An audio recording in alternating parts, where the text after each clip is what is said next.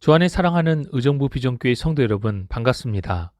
4월 8일 목요일, 오늘 우리에게 주시는 하나님의 말씀은 출애굽기 2장 11절로 25절까지의 말씀입니다.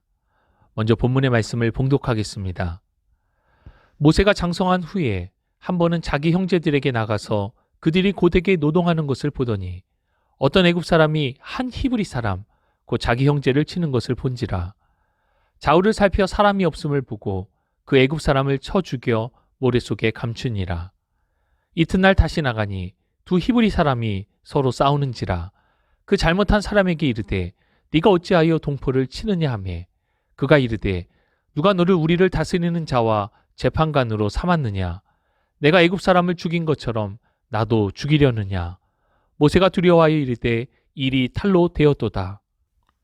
바로가 이 일을 듣고 모세를 죽이고자 하여 찾는지라. 모세가 바로의 낯을 피하여 미디안 땅에 머물며 하루는 우물 곁에 앉았더라. 미디안 제사장에게 7달이 있었더니 그들이 와서 물을 길어 구유에 채우고 그들의 아버지의 양떼에게 먹이려 하는데 목자들이 와서 그들을 쫓는지라. 모세가 일어나 그들을 도와 그 양떼에게 먹이니라. 그들이 그들의 아버지 루엘에게 이를 때에 아버지가 이르되 너희가 오늘은 어찌하여 이같이 속히 돌아왔느냐. 그들이 이르되 한 애굽 사람이 우리를 목자들의 손에서 건져내고 우리를 위하여 물을 길어 양떼에게 먹였나이다. 아버지가 딸들에게 이르되 그 사람이 어디에 있느냐. 너희가 어찌하여 그 사람을 버려두고 왔느냐. 그를 청하여 음식을 대접하라 하였더라. 모세가 그와 동거하기를 기뻐하며 그가 그의 딸 십보라를 모세에게 주었더니 그가 아들을 낳음에 모세가 그의 이름을 게르솜이라 하여 이르되 내가 타국에서 낳은 애가 되었음이라 하였더라. 여러 해 후에 애굽 왕은 죽었고 이스라엘 자손은 고된 노동으로 말미암아 탄식하며 부르짖으니 그 고된 노동으로 말미암아 부르짖는 소리가 하나님께 상달된지라. 하나님이 그들의 고통 소리를 들으시고 하나님이 아브라함과 이삭과 야곱에게 세운 그의 언약을 기억하사 하나님이 이스라엘 자손을 돌보셨고 하나님이 그들을 기억하셨더라. 아멘. 오늘 본문의 시작은 12절 모세가 장성한 후에 라는 표현으로 시작을 하는데 이는 시간이 많이 지났음을 나타내고 있습니다. 사도행전 7장 23절의 말씀을 참고하면 이때 모세의 나이가 40세가 되었을 때입니다. 물론 모세가 애굽 왕의 대를 잇는 정통성을 가지고 있지는 않습니다. 하지만 모세는 공주의 아들로 입양된 애굽의 왕자로서 성장을 하였습니다. 모세는 젖을 뗄 때까지 당시 유모로 불렸던 그의 친어머니 요게벳의 손에서 성장하였습니다. 그 애굽 공주에게 완전히 입양되었기에 모세의 태생과 출신은 본인과 주변 사람들도 모두 알고 있었습니다. 하루는 모세가 히브리 사람들이 고되게 노역하는 현장에 나가보았습니다. 그런데 그곳에서 한 애굽 사람이 히브리 사람을 무참하게 때리는 것을 보게 됩니다. 이를 보고는 모세가 주위에 사람이 없음을 확인하고 그 애굽 사람을 쳐 죽이고 땅속에 묻어 감춥니다. 다음날 모세는 노역의 현장, 곧 살인을 저질렀던 곳으로 다시 나가보았습니다. 그런데 이번에는 히브리 사람 둘이 서로 치고받으며 싸우고 있는 것입니다. 모세가 이를 말리며 같은 동포인데 왜 때리느냐 말을 하자 그 히브리 사람이 왜 상관이냐며 내가 애굽 사람을 죽인 것처럼 나도 죽이려느냐 하고 말을 합니다. 어제 모세가 애굽 사람을 죽인 것이 이미 탈로가 났던 것입니다. 이 소식은 애굽 왕에게도 보고가 되었고 바로가 모세를 죽이고자 찾을 때에 모세는 이를 피하여 애굽의 동쪽에 위치한 미디안 땅으로 도망을 가게 됩니다. 모세가 미디안 땅의 우물 곁에 앉았을 때 미디안 제사장의 7딸이 양떼에게 물을 먹이기 위해 우물을 찾습니다. 미디안의 제사장은 18절에는 루우엘, 이후 출애굽기에서는 이드로라는 이름으로 등장을 하고 이후 호밥이라는 이름으로 나오기도 합니다.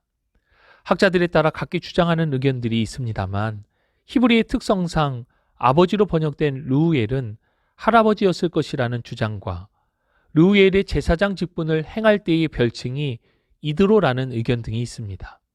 그것을 여기서 깊이 다루기보다는 쉽게 루우엘과 이드로는 동일한 인물로 이해를 하시면 좋을 것 같습니다. 르우엘의 딸들이 우물가에서 양떼에게 물을 먹이고자 하였지만 우물에 있던 다른 목자들이 르우엘의 딸들을 내쫓으려 합니다. 그때 모세가 그녀들의 양떼에게 물을 먹이는 것을 도와줍니다. 평상시보다 딸들이 집에 일찍 돌아오자 르우엘이 딸들에게 오늘은 어떻게 일이 빨리 왔는지를 묻습니다. 딸들은 한 애굽 사람이 자신들을 도와주었다라고 이야기하고 르우엘은 그를 청하여 음식을 대접합니다. 식사를 하며 그간의 삶에 대한 이런저런 이야기를 나누었을 것입니다.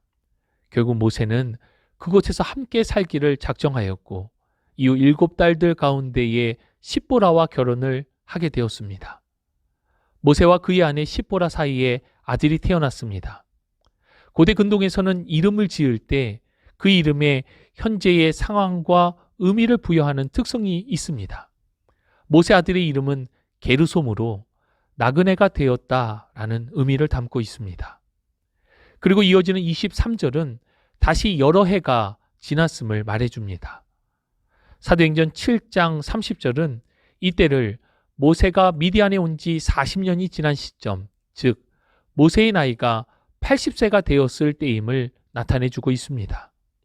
그때도 애굽 땅에는 이스라엘 백성들에 대한 탄압이 계속되었고 이스라엘 백성들은 모진 고통 속에 하나님을 향하여 부르짖어 기도합니다. 하나님께서는 그들의 부르짖음을 들으셨습니다. 아브라함, 이삭, 야곱과 세운 약속을 따라서 그들을 기억하시고 돌보시는 출애굽 여정의 시작을 알리는 것이 오늘 본문의 말씀입니다. 오늘 본문의 말씀을 통하여 주시는 핵심적인 교훈의 메시지를 받기 원합니다.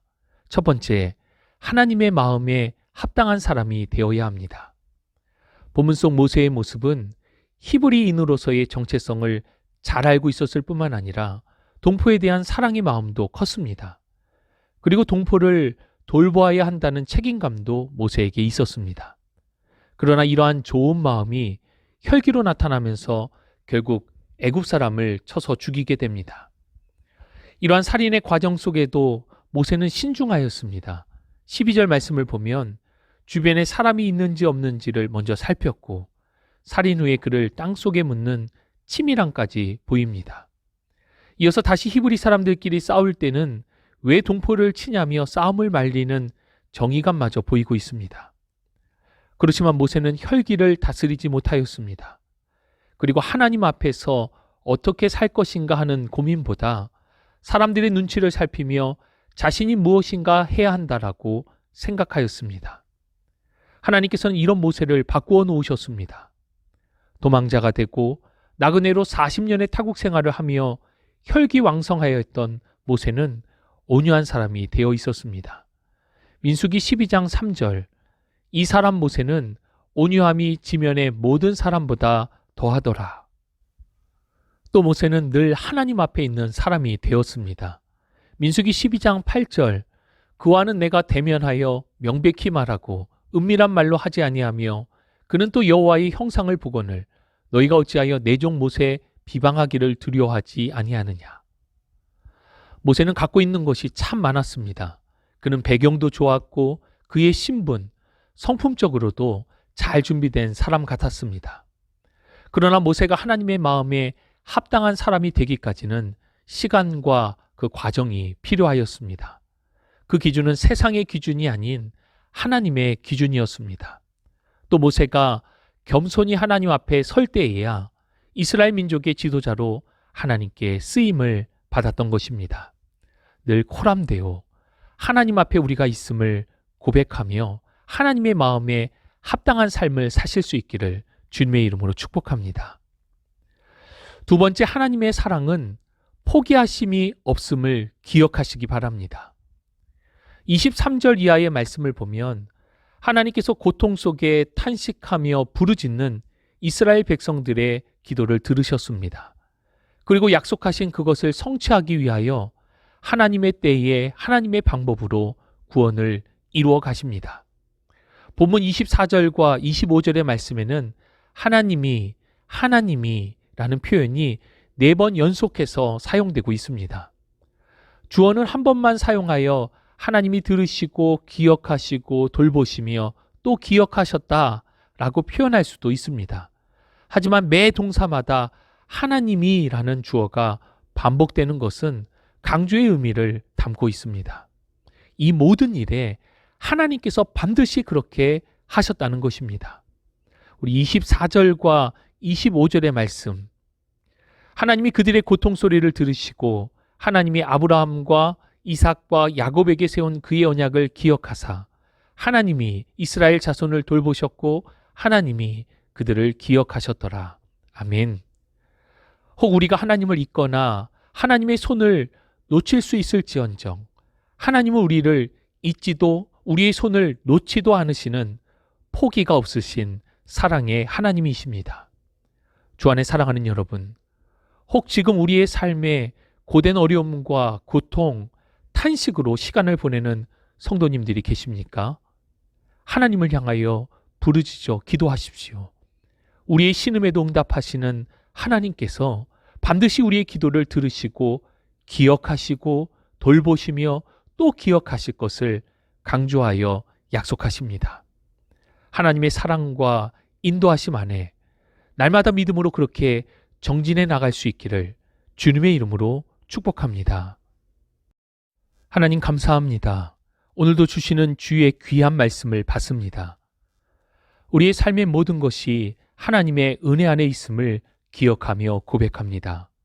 우리의 연약함을 붙들어 주셔서 하나님의 마음에 합한 온유하고 겸손한 자로 우리를 인도하여 주옵소서. 또한 포기함이 없으신 사랑의 하나님, 우리로 부르짖어 기도하는 신앙이 되게 하시고 우리의 기도에 응답하시며 주님의 뜻을 이루어 주옵소서. 함께 하심을 믿고 감사드리며 우리 구주 예수 그리스도의 이름으로 기도합니다. 아멘.